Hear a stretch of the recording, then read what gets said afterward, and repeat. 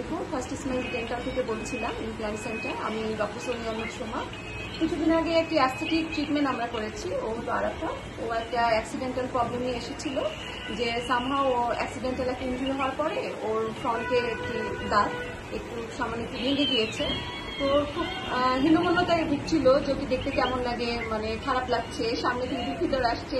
তো that's why অনেক প্রত্যাশা নিয়ে আমাদের কাছে আসে যে ওকে এখন আমরা ওর প্রবলেমটা, অ্যাস্থেটিক্যালি প্রবলেমটা সলভ করতে পারি কিনা। হ্যাঁ, তো দেখা যাক আরাফাতের কাছ থেকে আমরা শুনে নিয়ে ওর এখন কেমন লাগছে। কিছু বলো, কেমন লাগছে তোমার? সুন্দর করে হাসি, ব্যাস ও এখন সুন্দরভাবে হাসতে পারছে। কিছু বলো, সবকিছু ভালো লেগেছে? আমাদের ট্রিটমেন্ট আমরা দিকে দেখে বলো। আচ্ছা, ও একটু শাই। আচ্ছা, আসলে শাই বোধ করছে।